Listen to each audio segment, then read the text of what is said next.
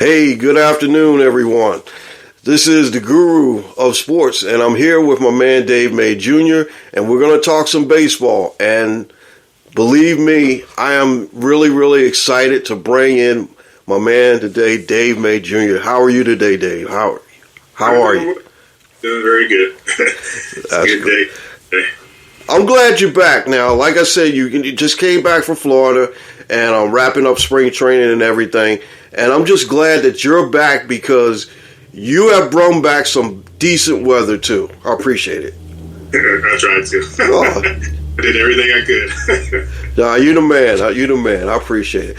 All right, so, like the past couple of seasons, we talked baseball, and I really appreciate your time and bringing you in because, like I said, you're the most authority on baseball. Anytime I have to go through baseball or have a question about baseball, I usually ask you because I know that you're the most, loyal source of baseball. And what I wanted to do was just go through the divisions and everything and what you see and how is it going to affect our Toronto Blue Jays. Yes, fans, I am a Toronto Blue Jay fan. And, how is it going to affect us, and what do you see? All right, let's start with how about the National League East? What do you think of that division, and what guys have you seen that's going to be a factor in that division?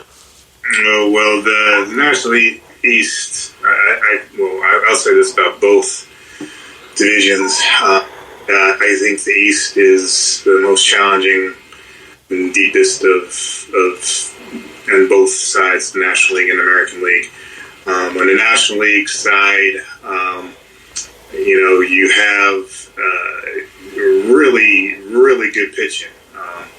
And it starts really with, down below is like the team like most people don't really think about is like the Marlins. The Miami Marlins have, really excellent pitching. The starting rotation is excellent, and like Alcantara might be the best starter in baseball at this point. Sandy Alcantara. Then you go from there to for me, I'm working my way up with the Phillies. And the Phillies have the capability of outslugging you. It's going to be a really good lineup. As usual, the bullpen is something that they're going to have to figure out and fix. That's always been that's been their issue recently. And their starting pitching is good when it's healthy. And so with led by Wheeler and Nola. So we'll see, and probably the best all-around team is the Braves, just because really good young talent, really good defense, starting rotation is really good starters with Spencer Strider, Charlie Morton. The bullpen, it's proven, although I do think there are some issues. With like Kenley Jansen now not there at the back end as a closer, so we'll see what happens with that. But for me, there's four teams that are really in contention to have a chance to hang around and make it really tough. The only team that's not is not actively going to be really good is the Washington Nationals, just a really young team with little pitching at all, and no true star presence on the team. So, All right, now my question is, with the trade of Soto, did they get back any good players in that trade? Well, I think that's so that's going to be determined.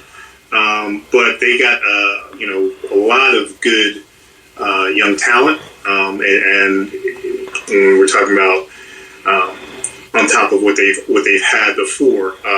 So they in the previous trades, they had the Keeper Ruiz, who they just re-signed. He's their catcher. They believe he's their everyday catcher. He's a switch hitting guy with some ability to hit. Then they got Josiah Gray. Josiah Gray is probably at the stage. He's probably a strong number 4 starter. He's got some upside to potentially be a 3 starter. Really athletic. And then, so now you add that on to what they received in return. And what they did is they got some interesting pieces. They got Mackenzie Core, who's going to be in the rotation. And his upside for me is his upside is probably a number 2 starter. He's a left-hander. He's 96, 97 with a really good curveball. But the issue is in his command in the past. The other guys that they got, their number one prospect is James Wood, who came over. With Wood, he's a 6'7" left-handed hitting outfielder. They have him in center field. He's probably more of a corner outfielder for me. He does have big power, and it's legit. He's 6'7". He's a above average runner. It's a different look because he looks more like a basketball player at stage. So there is some length, and there's going to be some swing and miss there. They got another player named Robert Hassel, and Robert Hassel is a really good-looking hitter. It's not great power, but he's got the ability to hit. He's a corner outfielder as well, probably a left fielder. But he projects as an everyday player. Eventually, I think he'll be a double-A to start the season, or maybe triple-A. Same as Woods, who will be a double-A to start the season. Piece that they got, the last final piece they got was their starting shortstop in C.J. Abrams, who they plugged in immediately. And, I think he's really athletic. I think there's an organization in need of a shortstop, especially since they got rid of Trey Turner the year before. There was a big hole in their system, and they got it back with Abrams. I think he's going to be able to stay at shortstop, but we'll see what he does with the bat. From what I've seen in spring training, they've adjusted and see if he can adjust back. They found his hole, so we'll see. All right.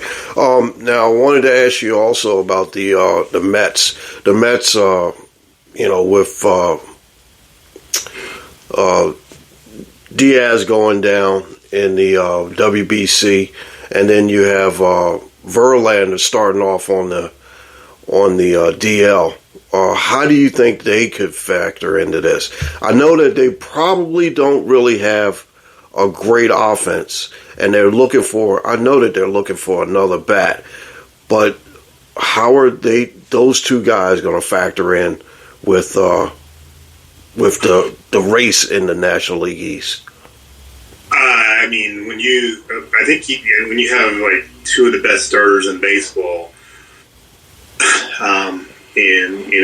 with Verlander and Scherzer at the top, then you got a really good chance to hang around all year and be dominant. I think their lineup itself is, they basically, think about it, it could have been better if they ended up signing Correa, but it's a really good offensive team. I think that the bullpen, like you said, with Diaz out of the mix, now it shakes some things up. And we'll see if they're able to find somebody who can stick in that role. Right now they're going with David Robertson. Mm-hmm. And the Phillies have seen David Robertson, and he's played pitch for the Yankees and the Cubs the last few years. I don't necessarily know if he's a legit closer at this point in his career. Mm-hmm. So, that's the Mets. They're going to hit enough. They're going to be offensive team with really good lineup. You do have some questions in their depth. Their depth as far as their starting pitching. And after you get past those two guys, and then you go with the bullpen, you figure out what they're going to do in the bullpen now because now you pushed everybody down, and do they really have a dominant back end? All right, now I did see that. Like I said, Buck Showalter is going to have a lot of patchwork to do, and I noticed that the other day they kept talking about Darren Ruff, and they have a problem. It seems like they have a problem with the DH spot, and I don't know who they can find. I mean, I know they had the catcher that they brung up, and they sent him back down. He was pretty good, but then again, they say he has to catch. He has to be a position player. But see, that's the thing. You can't really put in a rookie in that DH spot because then he won't develop as a fielder. Is that correct? Correct. He's a catcher, and you're talking about Alvarez. Alvarez. Yeah. He. So the best thing about him right now is he's got really good power, but his ability. He's got the tools that you think are going to allow him to catch. He's got a strong arm. He's got some mobility, and he has that ability to,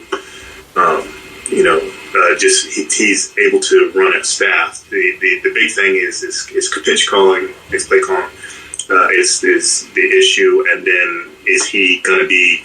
I don't think he's as good as a hitter as you need, like for that designated hitter spot where you're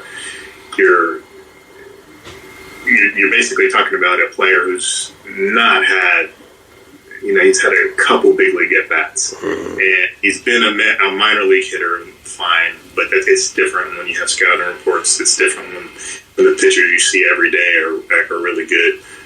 So I don't know that you can count on that bat playing for a while.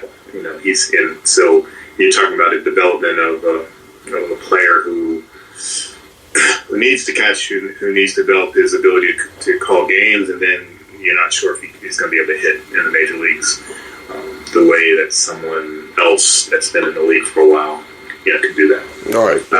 They have a guy named Brett Beatty who is a third base prospect. They're gonna, and I think with him, he probably should have been on the team, but they're going to probably limit his ability. Keep him in the minor leagues at least the first month of the season, so they can manipulate his service time and keep him another year. But I think it will end up eventually like it'll be Beatty coming in, and they'll use it fluid. They use like Eduardo Escobar as their guy, or they'll use McNeil in and out as a DH. They'll use Alonso at times as a DH. I think that's what will happen eventually. Mm-hmm. Now, I've seen Brett Beatty. He had a cup of coffee last year, and he did pretty good. He looked pretty good. I think, like you said, they should be looking for someone that has some major league experience at the DH to be able to come in and fill that role. More or less like maybe who was the guy in the trade with Soto? Josh Bell. Somebody like a Josh Bell or something like that. Somebody already established as a big league player for that designated hitter spot. I think they envision they're gonna try to use like Tommy Pham as the DH along with Vogelbach as well. So you have a mix of guys that they can put in that spot. I think that like in the beginning we talked about Alvarez. Alvarez is a catcher, and you want to develop him as a catcher because that's when you look at their club, there's that that need, and there's that hope that that's the one spot where they can really improve. Mm-hmm. All right, cool.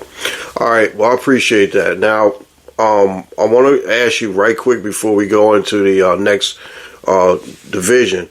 Who's the most exciting player in that division? Who do you like as the most exciting player in that division? For me, it's Trey Turner. Trey Turner, yeah. Probably because the defense, the speed, the ability to hit for power. He's probably, I think he's, I've been a fan for a while, and I just think he has a lot of ways to beat you. So. All right, yeah, I like the Dodgers too, and I was just like really shocked when they, let him go, more or less. So, man, all right, so we're going into the NL Central. How do you, what do you think of this division, and how do you think they can look in this division? So there's I did see his thing that said, there's really only one team that's trying to win, and that's going to be, St. Louis. And St. Louis is St. Louis. There's, they have starting pitching that's good. It's not great. They have a really good lineup. The big thing is the way they win is their lineup is really balanced, and they are really excellent defenders. They're usually right in the top three defensive teams in baseball every year, with multiple Gold Glove people, gloves around. So their bullpen is excellent. And a lot of hard throwers come out of their bullpen, so it's tough if they get a lead on you late in games. It's tough to come back and beat them. Then you contrast it to like the next team. It's probably the Milwaukee Brewers, and the Brewers have really good starters, starting pitching, and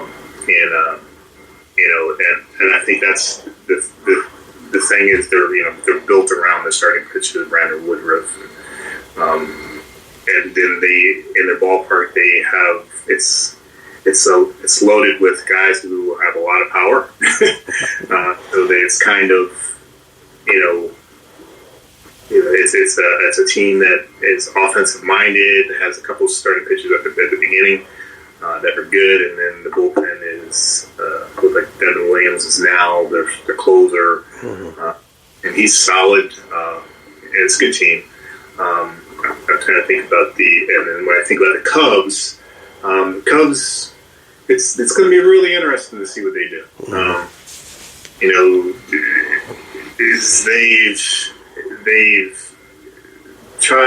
They've gone and they've started to spend a little bit of money, but they're not. Their biggest issue is that they haven't spent on starting pitching or done that. They went out and got Dansby Swanson to be their shortstop. That's good. That was a good move. But you're probably their best starter or number one starter would probably be Marcus Stroman, and it's probably not enough pitching as of yet. Pirates are very young. They're not. Obviously, Andrew McCutcheon is coming back to play to kind of get some Pirate records, but pretty much else there's not too much going on. I'm trying to think. As far as the starting pitching, it's not. There's not much depth. It's Mitch Keller, who is still kind of a prospect, and then everybody else. there's not a headliner other than not in their Rich Hill, Mitch Keller. Those are their top starters. I'm trying to think as far as the Cincinnati Reds. Yeah, it's not a very good organization right now. That's a tough. Trying to think as far as because the best days of Joey Votto are behind him. Probably the best player is a guy named Jonathan India, who's a second baseman. Now, I know because Cincinnati, their ownership is a little bit difficult, and they came out and they said basically, this is what we got, take it or leave it, more or less. And that was kind of wrong to say. But, in this division, like you said, you're right, it's the Cardinals in it, and there's nobody else that can compare to them. I was watching the game with the Blue Jays, And like I said, they they're tough, and they're back in their bullpen. I was like, man, this bullpen is really, really good. So yeah, they have a lot of guys come in and throw 100, literally 100 plus at the back end, and Jordan Hicks like 103. It's a tough look, and especially they're really. I mean, it's I don't know. It's a very balanced team. They're consistent. It's just like that's what the Cardinals do. The Cardinal way.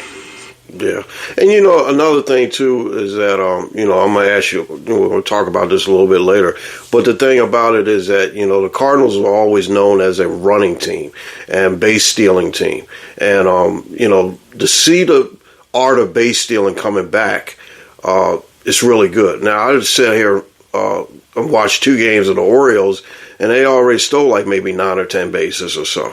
But like I said, it's good with the new rule changes.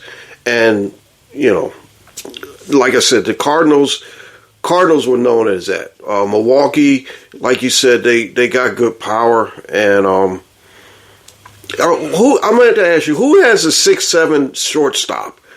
Is that the Pirates? Pirates, O'Neal Cruz, yeah. 6'7" shortstop. I heard that, and I was like, oh, my goodness. I got to see them play. I got to see him play. But, yeah, he's interesting in that he's like, I don't necessarily know if he's going to be able to stay at shortstop long term. It's just so big.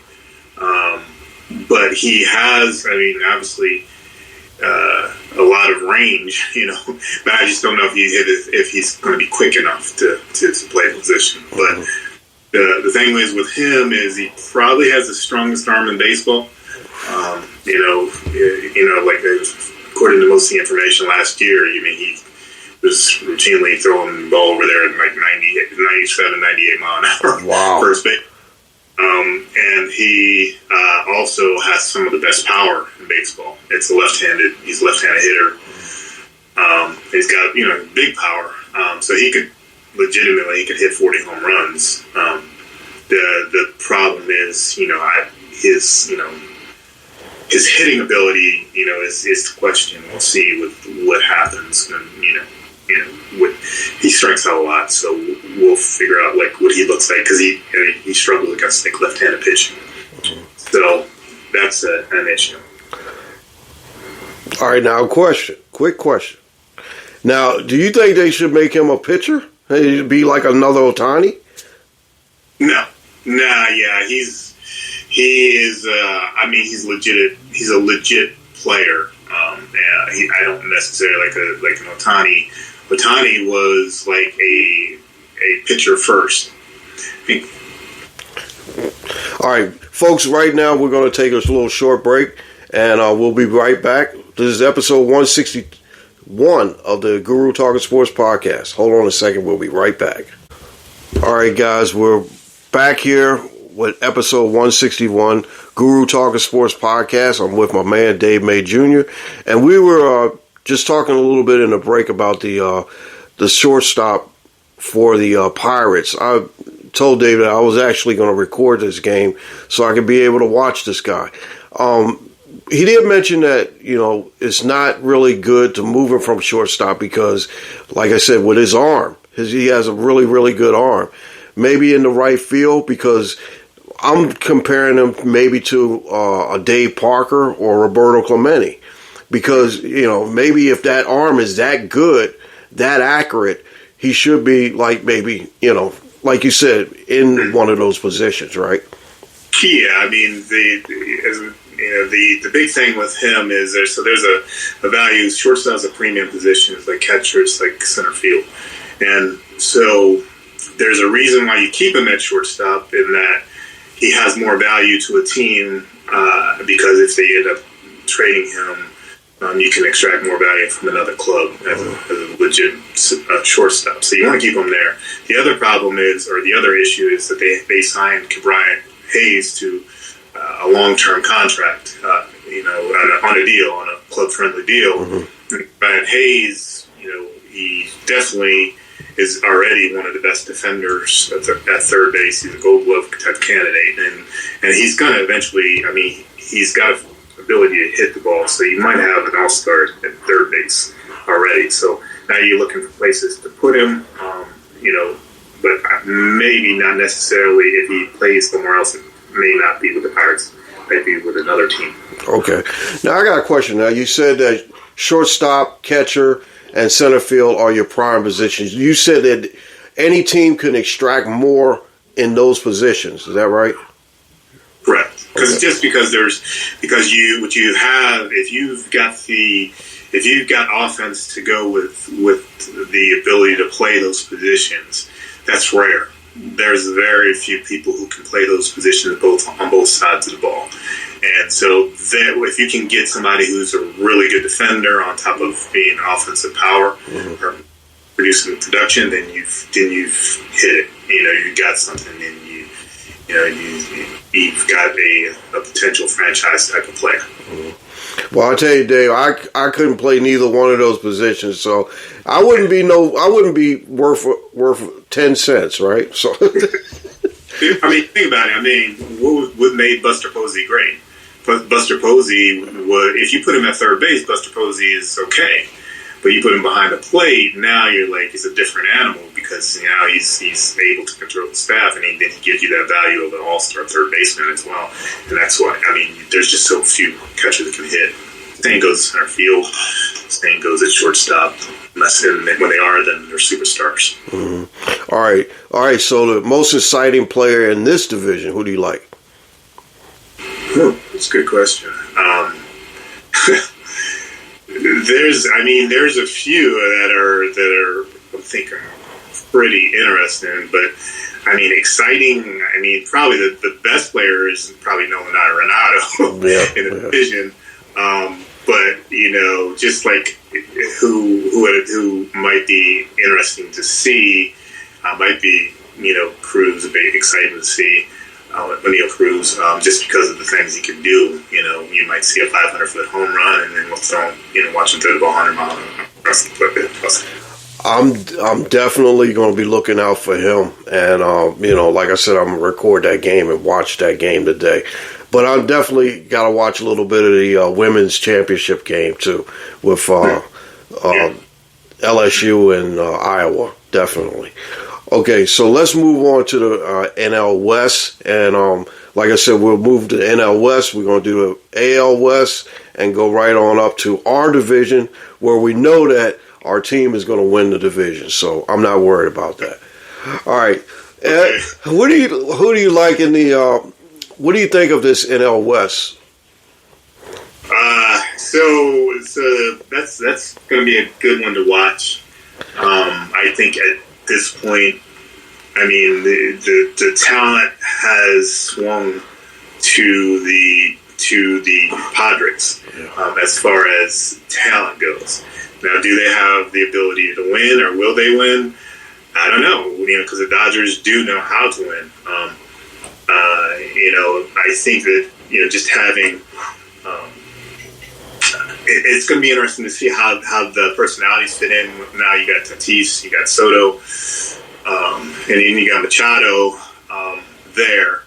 And it's really, the thing is, you look at their team and you're like, the way that they win is not, and then they have excellent pitching staff as well, a deep staff.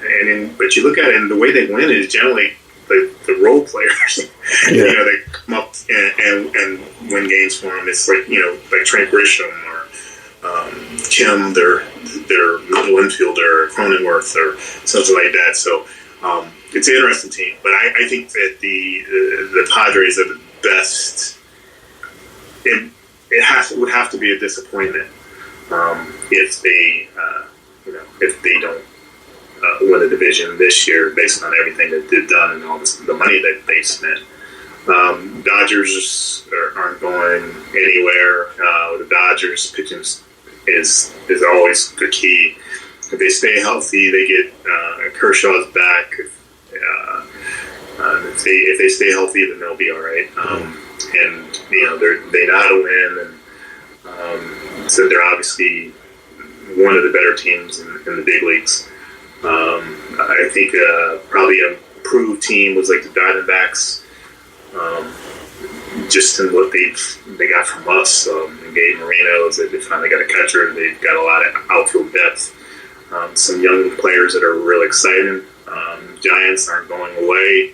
Giants, kind of team with no real big stars, but they end up figuring out a way to win, and so it's a tough division, and I think the Rockies are going to be improved, and it's tough playing them, but they're probably the last team in that division. I did get a chance to see the Padres. I did get a chance to see a little bit of the Dodgers so far, and the Giants actually. When the first game of the season, they played in Yankee Stadium, and I actually was on the Cross Bronx when they threw the first pitch out. So I was listening to the ball game and just watching the traffic, make sure that the traffic was. I actually got through it, not too bad, but the Giants, I think, are still a threat, no matter what. I don't know how they do it, but they're always a threat. The Padres, like you said, got the most talent and look like the most exciting team in baseball. But like you said, it's going to be a really, really disappointing season if they can't make it far in the playoffs this year. The Dodgers, I'm glad they picked up J.D. Martinez. I like him. I thought he was a great player. I got a chance to see him play one time when he was in Detroit. I think he hit 3 home runs against the Yankees in I think it was 2015. I saw them in Yankee Stadium, Father's Day. I remember that because me, Miss Guru, and Caden Guru went up there to see that game, and that was something else. But like you said, I think that the Padres have the team that should be able to compete this year. So I'm definitely looking at. I hate to say it, but I think the Padres will win that division this year. So, who's your most exciting player in this division? That's tough. Between Soto and Soto, Mookie Betts. That's a tough one. You got Tatis if he's healthy. You got Machado. But probably the most exciting is probably Mookie Betts, just because he can do a bunch of different things. Yeah, this division is loaded. I mean, they're loaded with great talent, and like you said, don't forget Chris Bryant is in Colorado too. So there's a lot of star power in this division. But like I said, I think that the Padres have the best overall team in the division. All right, so you want to go on to the American League? You good? You good on time? Yeah, sure. Okay. All right. Let's start with the NL West. I like Seattle. I like Seattle. I like Houston. What do you think? How do you think it's going to fall out or fall in or so? It's going to be really, really interesting year. It's obviously the best team coming back is the Astros. They're deep, and as long as they stay healthy, they're going to be in it to the end. I think Seattle was good last year. They're much improved. Their bullpen probably is the best in baseball, and that's how they win. And if they get good output from the young starters, they'll be fine. I mean, they're headed by like Luis Castillo, and Castillo's underrated. He's probably a 1. Robbie Ray second as their number 2. He's pretty good, I think the key is are going to be like Logan Gilbert, their third starter, who's capable of being 2.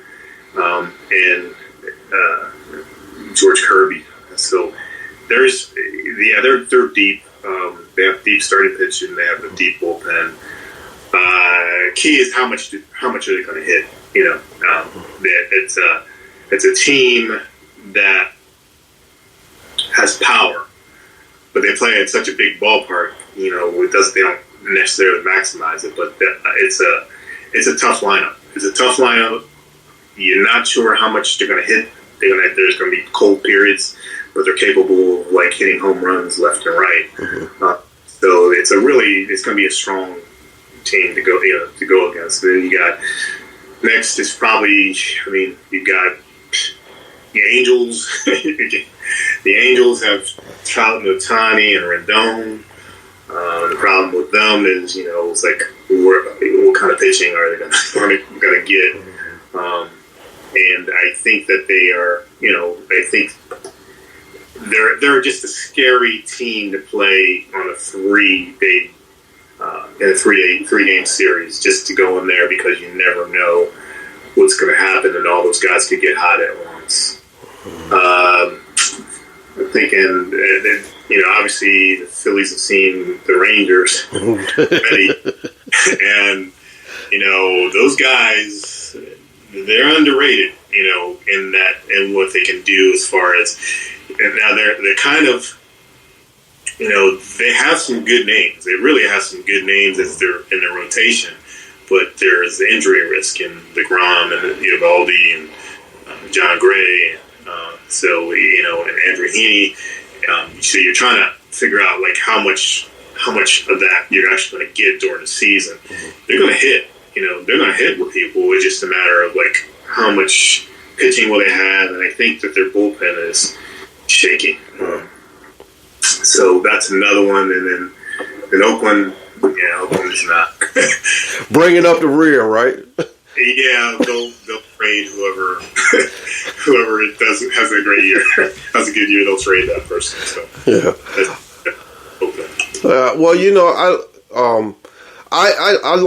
I like Houston to win the division, but like you said, Seattle.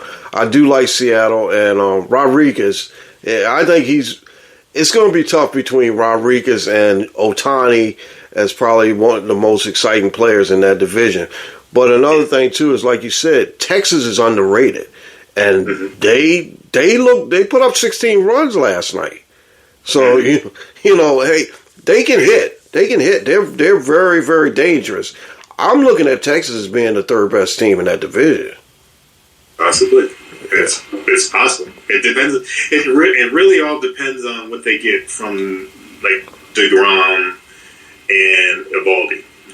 Those guys are at the top of the. They didn't have that the last few years. They didn't have a 1-2.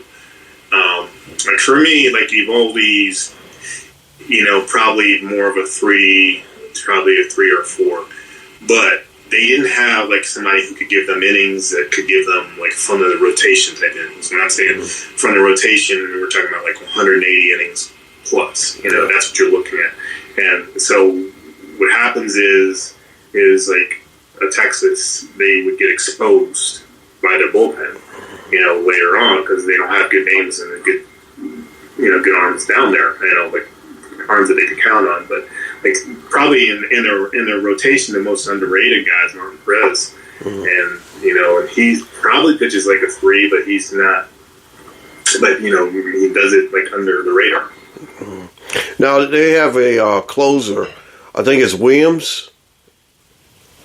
Yes, his name escapes me right now. Yeah. Let's see. So the closer is actually going to be Jose Leclerc. Just a big arm. He throws 103, 104. Yeah, it's power. And then other is Will Smith. He's a lefty. Yeah, I remember him. All right, so we decided that maybe Ohtani and Rodriguez are the best two players in this division, or exciting players in this division. Yeah, or you could say Trout. Yeah, Trout. But see, that's the thing. Did you hear the podcast I made about a week ago? Get off of Mike Trout's back. Yeah. Come on, get off. I mean, the guy's an underrated superstar. He's a great player, never in trouble. I like the guy. I love Mike Trout. But, that's the thing. It's like everybody, I listen to some of these sports talk guys. They always say, well, what has he done? What was that moment? Being great, you don't really have to have a moment. Is that right? Well, no, I mean, so you have to be able to be put in that position. But it's kind of one of those things where, like with Michael Jordan, like where he was like never, people would say he was never great until he actually won a championship. And it's like, that's bull. It's like, you're clearly better than everybody else. You do this isn't one situation. It's like year in, year out. And it's not just like by the eye test. It's like statistically, you are performing at a different level than everybody else. But yeah, he hasn't had his moment because he hasn't had his supporting cast yet. So. Exactly. And he hasn't been in the playoffs. He only has one playoff series or so? Yeah. Yeah. But it's like, name me the ace that he's had starting pitcher, that's been on the team with the A's. I mean, that's the issue. The issue has never been their offense. Their issue has always been that they don't pitch. Yeah. Well, they got this kid Tyler Ward that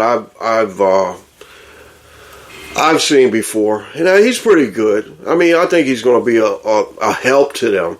But like you said, they never had an ace starting pitcher. Now, I mean, if they had maybe a Kershaw or DeGrom on their team, a couple years ago, he might have been in the playoffs, maybe. But the thing about it is that I get really sick of the fact of everybody's getting on this guy because, what has he done? And then I hear, callers on talk radio. He's not the greatest hitter, or he's trash. I'm like, come on, give me a break. Underrated superstar to me. I think he's one of the best I've ever seen. Yeah, he'll go in the Hall of Fame as the first ballot Hall of Fame. That's not in doubt now. It's not in doubt. Yeah, he's great. He's great. Mm-hmm. All right, so let's move on to the Central. And do you still think it's a Minnesota Twins division? No. Yeah, no, I don't.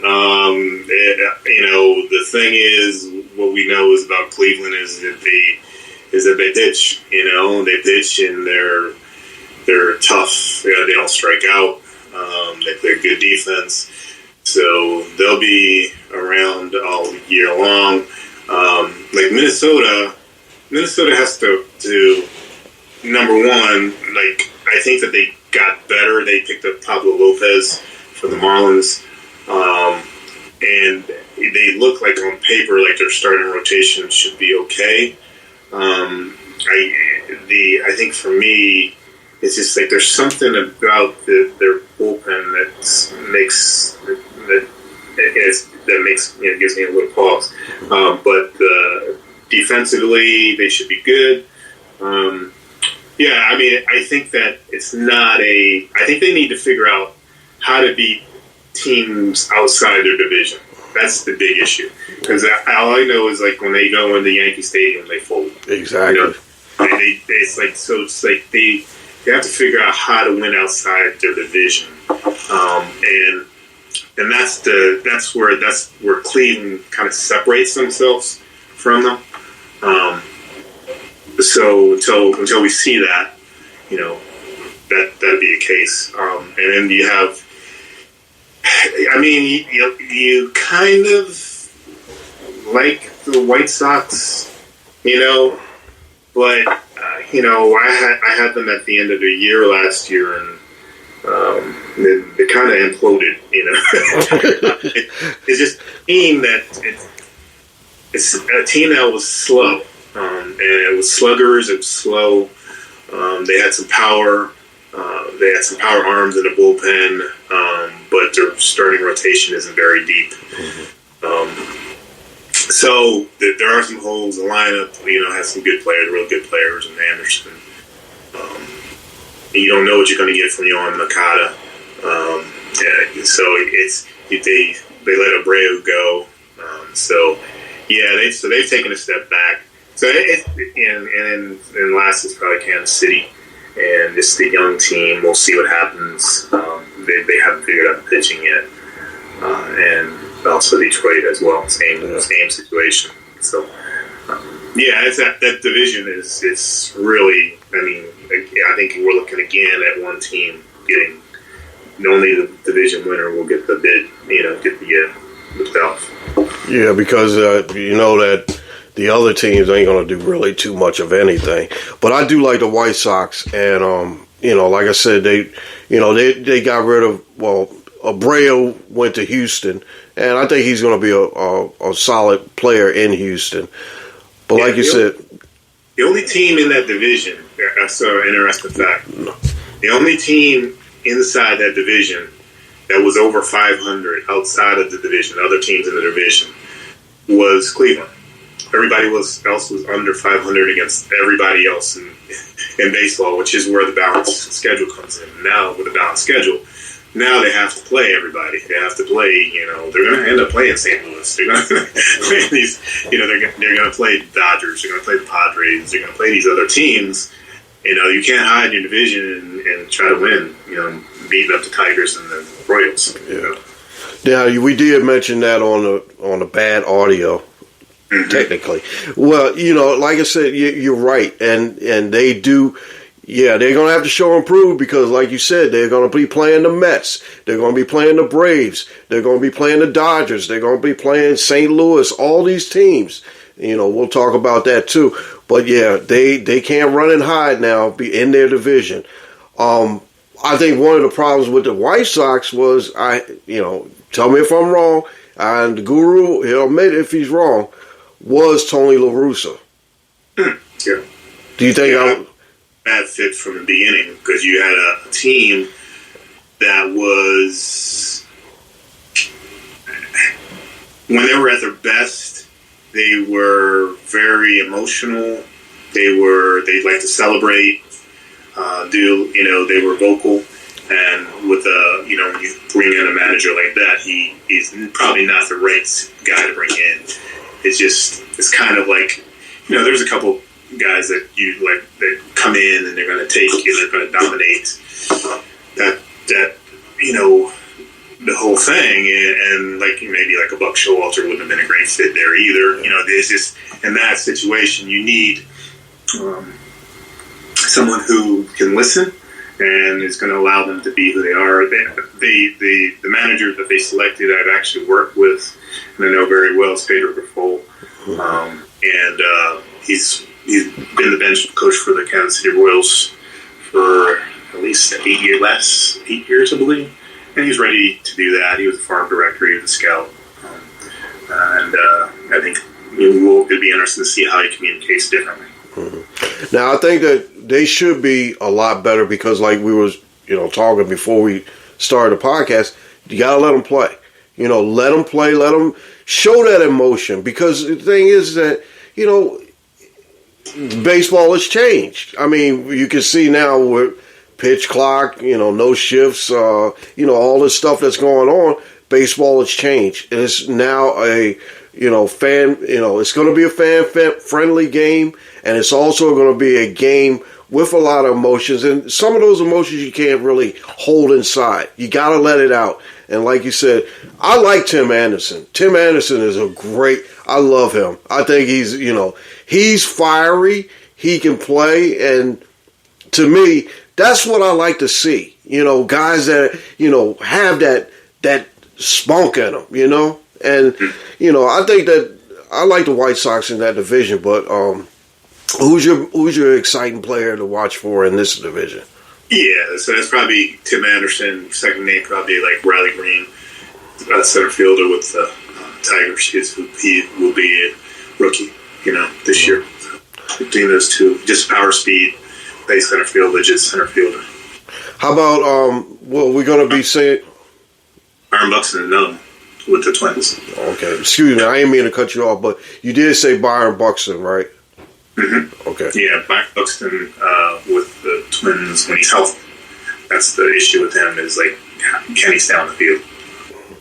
Now, I'll notice that this is the last year of Miggy Cabrera. Hopefully he can get a couple more hits to, get him up the line in the all-time hit list. But like you said, I do think that, Buxton, I've watched him a long time, and, he's a solid player. He's a very solid player. Good player, too. Yeah, just he's has a hard time staying on the field. He's misses time every year. So it's like, but when he gets on the field, he produces. He just doesn't stay on the field enough. Yeah. All right, so we're here now. We're going to talk about our division, the American League East, and I already know who I think is going to win this division. No doubt, the Toronto Blue Jays are going to win this division this year. We're going to do it this year. Well, that's what I'm hoping. Keep my fingers crossed. Hey, just hopefully everybody stays healthy and things work out. Hey, that's the key. Everybody has to stay healthy, and we have to have career years from Bo and Vlad, and we got to get good pitching from Manoah and Gossman all year long, and get some help in that bullpen. If we can do that, then we'll be good. I know that the players feel good about the team, the coaches feel good about the team, and it just takes some break. I mean, the Yankees are stacked. It's just going to take, to be honest, it's the things you count on with them is that they're older and they get injured. So that very well could happen where they get injured a lot and brings them back down to the rest of everybody else's level. But I think that they're the favorite, and then we'll, but it's, if they let us in, it'll be a dogfight to the end. Mm-hmm. Now, two players that I had a question or asked a question about, Volpe for the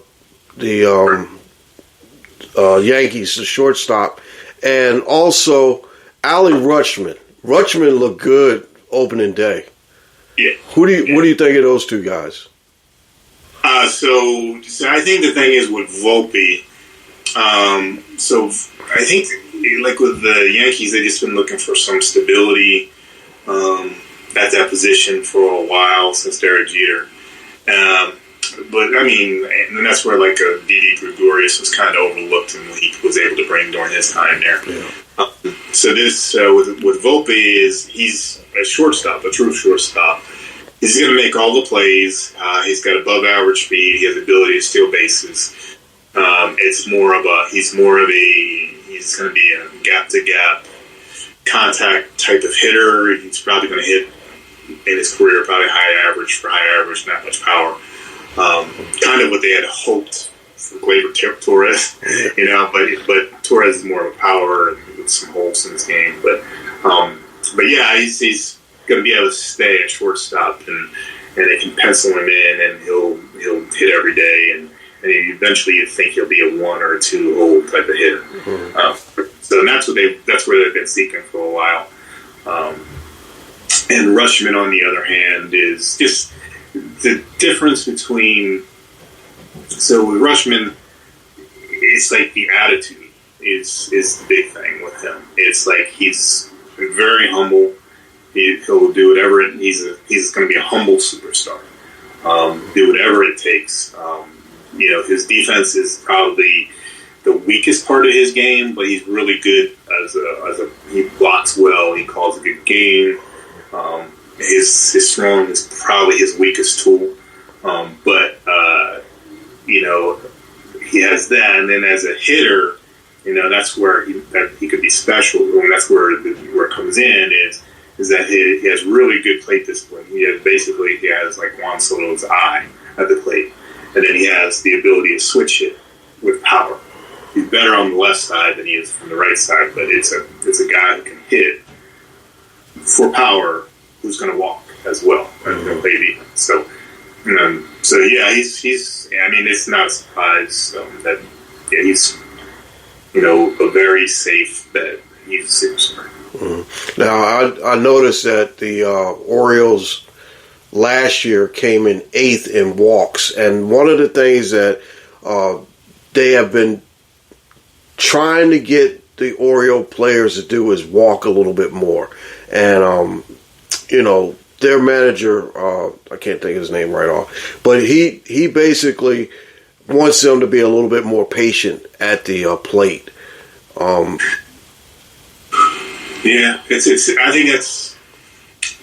There's certain players. I mean, there's guys in their lineup like that are. That's the way that they approach it. Santander is like a guy who takes a lot of pitches.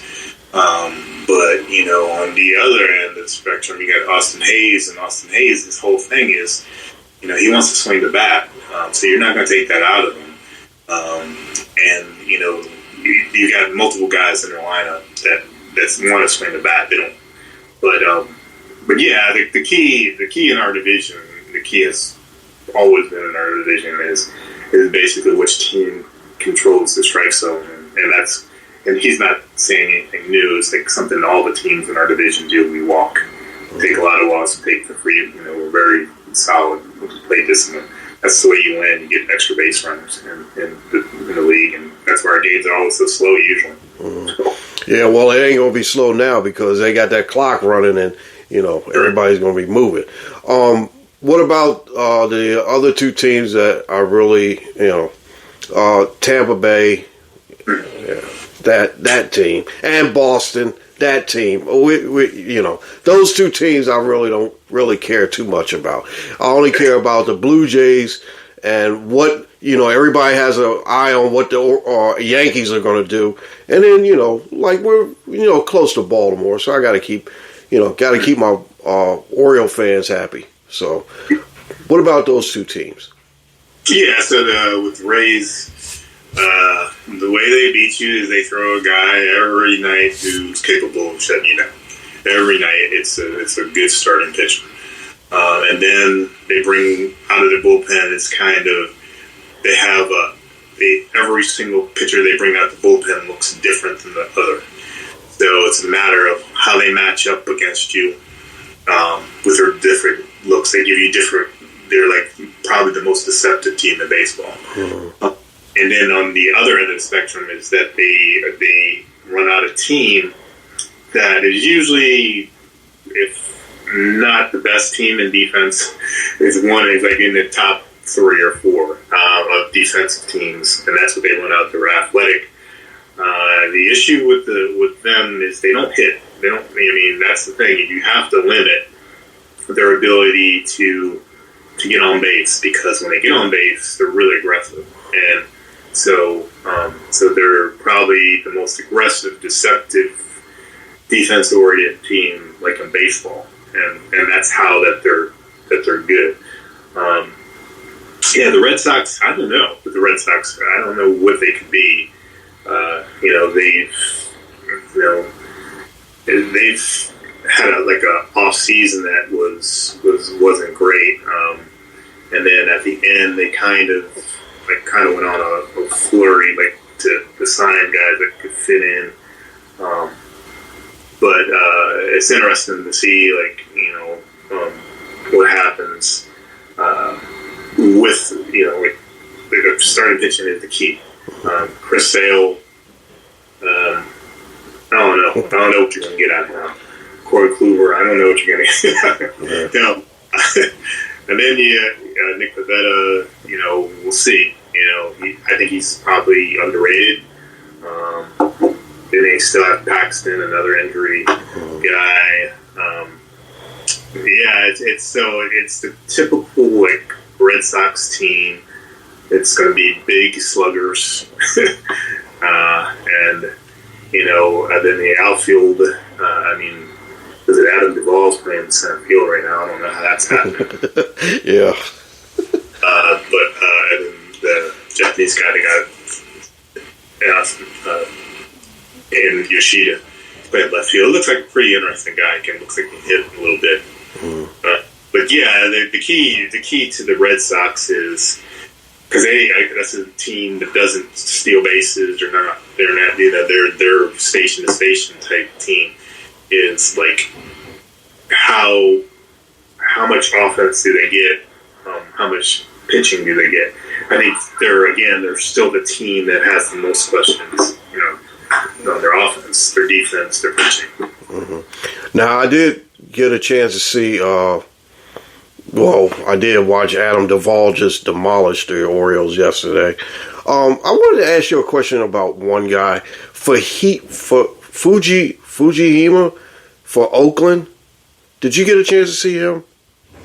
I have not seen him yet. No. He didn't look too bad, and I was going to ask you about him, but I got to find out when he pitches again. But this guy looks pretty nasty stuff. But the Angels got to him yesterday, and they ended up beating him. But I just wanted to kind of like mention his name and put him on the radar that I'm one of those guys I'm going to watch. Going back to our division, like you said, Adam Duvall is a anomaly for me. They do have Justin Turner for the Red Sox, and he came up with a couple different hits. The Orioles had that game yesterday, except for the air, and then we know what he did yesterday. But I like us to win this division. I actually put down some money on Vladimir Guerrero winning the home run title this year. I think he's going to do it. Yes, so. I hope. Hope it goes on a tear. That'd be great for us. Yeah. I think it's possible that Bo does 30-30 this year. I think he's looked that good. Now with the rule changes, I like it. You know what? I meant to ask you. I meant to say that I did take a look at the bases when we was talking about this the last time. They do look like bigger pizza boxes, but they don't look like pillars like they were like in the 1930s. You know what I'm saying? Mm-hmm. But the bases do look bigger to me. And like I said, we was talking about that, on the other audio. But I think that with all the changes in the rules and everything, I do like this, and I like to see that that this game is moving a little bit faster than normal. I got a chance to watch 2 ball games yesterday. I watched St. Louis and Toronto, and then I watched Baltimore and Boston, which is I would never watch 2 games in one day. More or less, But how do you feel as though that all these changes? No, I mean the early thing. I've watched how the shift has affected things. The shift hasn't really affected too much. It's definitely nice to see more athletic plays. I tell you that. Just having a shortstop or a second baseman show his range. That's important right now. But yeah, the pace of play has been great. I can't complain. It was like in spring training, there was some games and it'd be in the 6th inning and it was an hour in, and I was like, that was never going to happen before. And then it also picks up that pace at the end when you start putting the relievers in and every inning, then it really, that 2 minutes in between innings, it really helps, or between pitchers really helps. Yeah. I'll tell you, I'm really excited. It's going to be a great baseball season. Like I said, I really think that I'll say the Blue Jays and the Padres are going to be meeting in the World Series, and I give the nod to the Blue Jays because I'm not going to go against them ever. Oh, wow. That's good. I'm biased. I admit I'm biased. Yeah. But, I just want, I know that, I done held you up here for about an hour. But Dave, I really appreciate you, and I really appreciate your time. And you're always welcome. I meant to ask you, what do you think about our new quarterback, Jimmy Garoppolo? What good play? He's serviceable. I'm not excited about him. I think that he was, in my mind, and I'm thinking is that he's a placeholder, and I think that they want to be competitive with their the general manager and the coach, and want to be competitive with their own player, one that they trust with plays that they know that's going to run the offense they want to run. Which seems to have been the issue there, that they didn't trust Derek Carr with the offense in the way they wanted it to be run. But it seems like he's a placeholder, and I'm thinking that there's going to be a quarterback drafted. They're going to draft a quarterback that they want, and they're going to develop that player. And this, that 3-year contract for Garoppolo is probably going to be a year and a half, 2 years, and then the next before that next quarterback takes his place. And hopefully it's like C.J. Stroud or somebody else, or Richardson or something like that. Hopefully it's something like that. But yeah, if it's Garoppolo, I'm not going to be happy. Now, you did say that they need to fix the defense, but I tell you one thing: if they do pick up C.J. Stroud, I'm a Buckeye guy. That would be the biggest thrill for me to see him in a Raider uniform. Definitely. Yeah, I want an athletic quarterback that can throw and has escapability. That's what I want. So. Yeah, well, like I said, Dave, I really appreciate it, and I'm so excited now that after I talk to you, I'm going out and I'm going to go get MLB The Show for the PlayStation. So, okay. I like I said, I really appreciate this chat because, like I said, when it comes to baseball, it, and I appreciate, like I said, I really appreciate your time, and I know that, we've been on here for a little while, but, thank you so much, and like I said, I'll get this out to you as soon as I can. Any shout outs you want to give, or anything that you want, Yeah, thanks for having me on. That anytime you want to, you're free and always welcome here. You know that. Yes, I do.